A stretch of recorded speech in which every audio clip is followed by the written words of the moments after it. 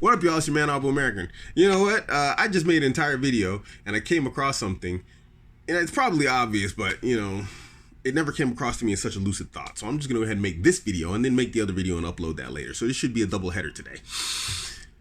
So, why, in the past, I've always said that a man should never say, I love you first to a woman, in terms of, like, if he hasn't had sex with her. We understand, because of game theory, that predominantly for women, sex is a psychological thing that goes into physiological. So you run game, she falls in love with you, or she falls in like with you, and then you have sex with her. For men, it's the opposite. Men go from physiological, sex is largely a physiological thing, that goes into the psychological. So a man has sex, then he starts to fall in love with the woman, you know? And so this is generally why the situation in terms of love is converse to one another, the opposite of one another. It's like a yin and a yang, or whatever you call it. You know, there's a balance. The woman falls in love with the guy because of his game, his dominance, whatever else. She has sex with him. The guy has sex with the woman. He falls in love with her based off of the physiological. I thought that was like groundbreaking, you know. So for, you know, so coming back into the topic that I'm going to make the next video about, women should understand that if you withhold sex from your man, it has multiple knockoff problems in the relationship, because now this is physical affection, and physical affection goes not only into the physical with him, and we're going to get into men having sex with other women in a second, but now you're withheld physical affection, which has led to his actual psychological affection to you, aka love. So you're cutting off the flow to what makes him love you. And then I don't know what you expect as a result from this. It probably won't end up to be good, you know, because now you're cutting off the source of what makes him love you. Conversely, when that guy stops being the guy you fell in love with, you know, that strong, dominant, confident guy, and he just starts breaking down, becoming, you know, the whole beta cook type guy, you know, he's like, okay, baby, you know, and he's like, just, you know, turns into a total sucker. You're like, who is this guy? He's not the guy I fell in love with, you know? Yeah, it's the same thing. This is when you start giving him a hard time and start giving him, you know, difficult. You lose your attraction to him, you know, and this happens psychologically. This isn't because of the sex. It's because of who he is. The sex might be amazing, but who he is stopped being amazing. And so you stop, you know, and you were in love with an amazing guy. That's the guy you fell in love with before you had sex with him. Now, as for men having sex with other women, you're like, oh, am I not good enough? Why does he want more? This, that, the other. You know, you have all these doubts and these questions in your mind about him and desiring other women. Again, understand that for men, sex is a physiological thing, and there's no direct connection in his mind, unless it turns into a prolonged thing, and even then it doesn't have to, between his emotions and his sexual act. You know, it's just a physiological thing. It can turn into a psychological thing because the two are directly connected, but generally men can keep the two separated. It's a conscious choice to want to fall in love with you as a woman. But he can go out and, like, you know, he can bang everything in sight, and he'll come home and be totally happy with you, and then bang you too. I mean, that's just how men are. We are polygamous by nature. That's just how it is. Heck, I'm not gonna make a second video. Let's just carry on into this one. So anyway, what brought me to this entire conversation, excuse me, it's warm in here, is toxic environments for men.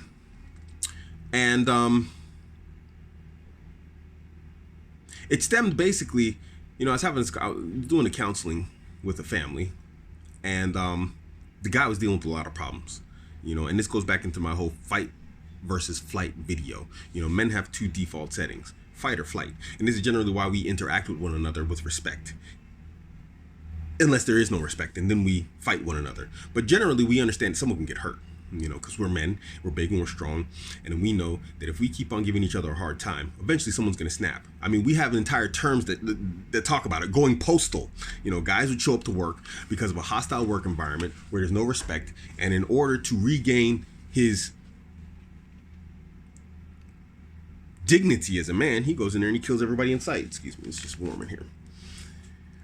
Now, you put a man in a situation like this at home, and what's he going to do? He's going to beat up the woman, or he's going to leave. You know, and he doesn't want to do either.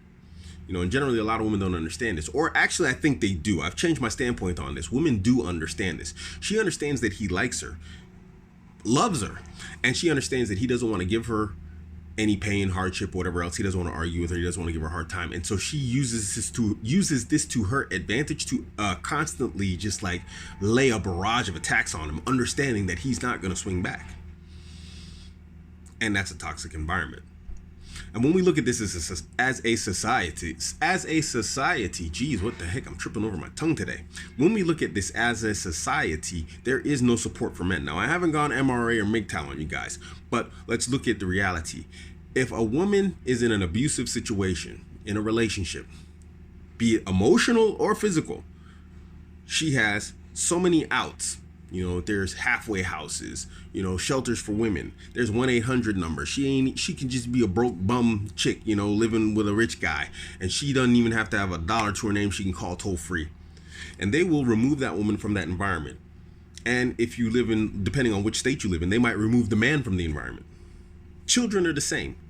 If a child is in a toxic environment, one of abuse, neglect, maybe a literal toxic environment where there's drugs in play or, violence that's not directed at them, but it's just, where they might be faced harm. There are entire structures in place to remove those children from that environment and bring them to a safe environment. It might be with family. It might be at like one of these, houses for children that they have that the government runs and whatnot, child services, child protective services and all this type of stuff. But for men, what exists? Nothing. And this was the point that I was making with the group, with the family that I was counseling, because the woman was mad that I was suggesting that her husband should leave, and so it's like, well, what else is he going to do? I mean, you've created a toxic environment. What's he going to do? There's no 1-800 number he can call, Going to counseling has proven statistically to be worse for the relationship than good for it. Most couples that go to couples counseling, end up breaking up. And they'd have a better chance of surviving if they didn't go to counseling. So we have a situation where the abuser, the woman, wants to consistently and maintain her abuse upon the man. And he's not supposed to have any options or choices, even though she has the option or choice that if he were to turn the situation around and start abusing her, either emotionally or physically, she has multiple options to escape the environment, including going back to family. Where are you going to find this as a man? If you go back to your family, I'm 46 years old. I called my mom or my dad like, my girl's giving me a hard time. I want to come home. Mom. You think my mom will laugh at me, dude? My dad will laugh at me. And I love my dad, but my dad is super beta. I love him to death, but my dad is super beta. He would laugh me off the phone if I called him up talking like that. But women can call their family, and what's going to happen? And I understand the nature of women, but if my daughter calls me, my daughter's 18, if she calls me in a situation like that, when she gets married, what do you think I'm going to do? Even though I understand she's probably manipulating the situation, it's in your nature to react like that for the women folk of your family. Now, of course, the door's going to be open to my sons because I understand the reality of, the modern world and what's going on in it. But come on, guys, you call up your family like that. They're going to tell you, look, man, clean yourself up and call me back when you got yourself together. These outs and escapes for men in toxic situations don't exist. And so his only option is to seize control of his life yet again. He had it before. He needs to get it back and leave the situation. And maybe she'll appreciate him not being around. But I highly doubt it. And that's why I tell guys to leave those situations. Just leave those relationships. She's either going to appreciate you being gone and say, oh, dang, I screwed up. Or she's not. And how introspective are most women? Yeah. See, I don't even have an answer there because we know they just don't turn internally and think to themselves, maybe I'm screwing up here. Maybe I'm messing up my relationship. Maybe I should rethink things. That's what men do. Women don't do that, generally. There are women who do that, but there's so few of them, that when he leaves the situation, she's going to be like, oh, he wasn't a man. He just walked out on me and little Timmy, and nobody stops for a second to think why. A guy would walk out on his woman and his child, it's just, he's a bad guy. You picked the bum, this, that, the other. No, you're the bum and you ran him out of the house. That's 9 times out of 10 what happens. But nobody takes the man's side of the story. Because again, there's no structure in place for men to tell their story. They got entire 1-800 numbers and statistics on abusive women, children, this, that, the other. Where is it for men? And so we're only getting one side of the story. So, gentlemen, my point is, I'm not, like I said, I'm not going to MRA here, but the point is that if you're in a toxic situation, man, there's no out for you except the one that you create. And there's no reason why you should be remaining in toxic situations. You know, there's nothing wrong with you having limits. There's nothing wrong with you having boundaries that should not be approached, let alone crossed. Yeah. Yeah, I think that's it. You know, this is just something that I tried to drop on some people today, and hopefully understand. You know, I don't know. I doubt it.